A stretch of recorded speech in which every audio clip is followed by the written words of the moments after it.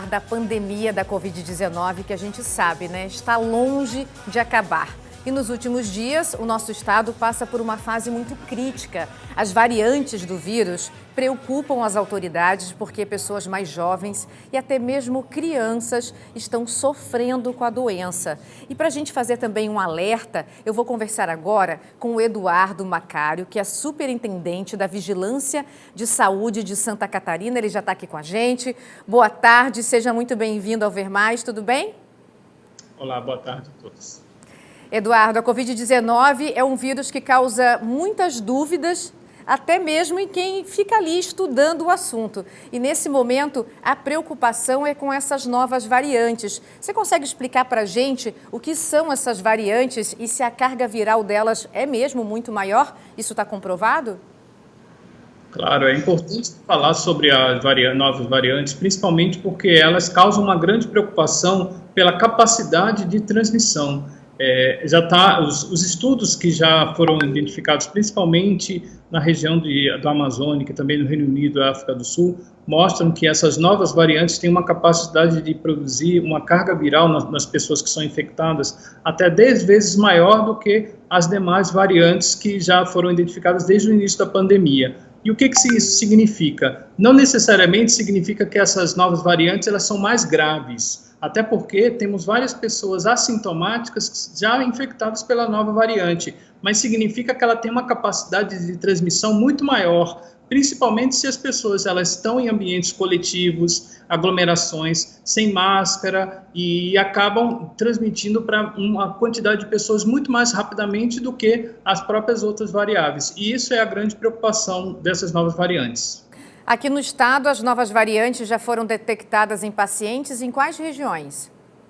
Nós já identificamos aqui na região da Grande Florianópolis e também na região de Joinville e também em outras regiões, a princípio, casos importados, mas nós já estamos começando a identificar, por conta do perfil epidemiológico da doença no Brasil e principalmente aqui em Santa Catarina, que é um perfil e que mostra que houve um rápido crescimento nas últimas semanas da transmissão da doença, que passou da casa dos milhares de casos ativos, mais de 38, quase chegando a 40 mil casos ativos de uma semana para outra. E isso nos leva a crer que esse perfil epidemiológico é similar ao perfil epidemiológico de novas variantes. E isso, a confirmação laboratorial só vai confirmar uma hipótese que já está sendo trabalhada por todos os órgãos de saúde.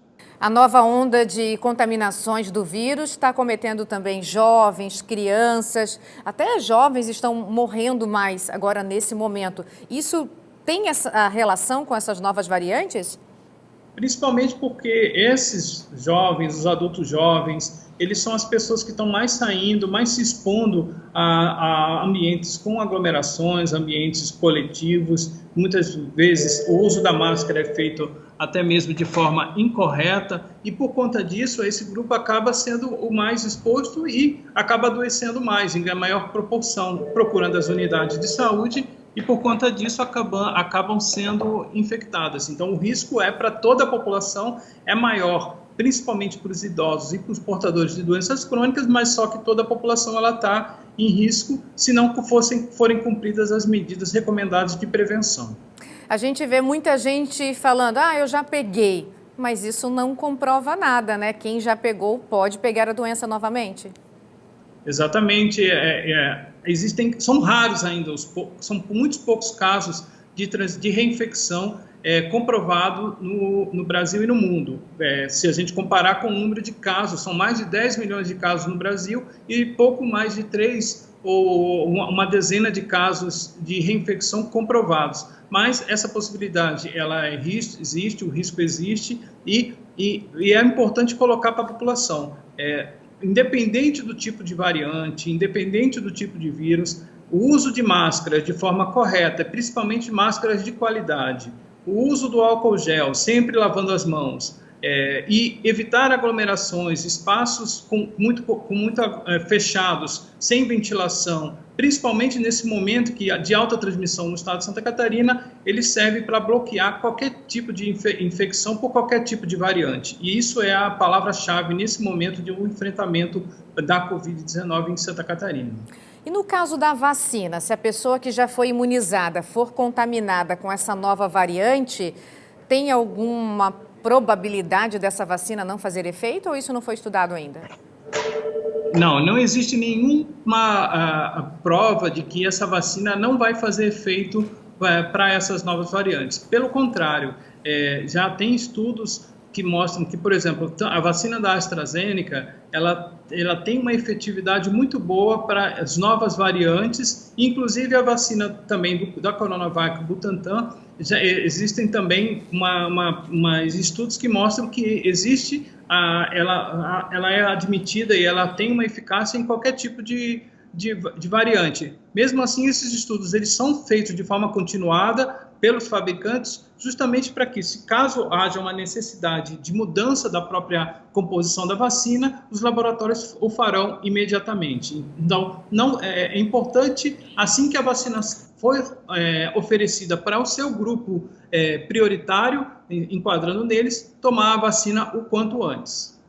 Aproveitando já a nossa conversa, você falou ali usar a máscara ideal. Já reforça para o pessoal que está assistindo a gente o que é considerada uma máscara ideal.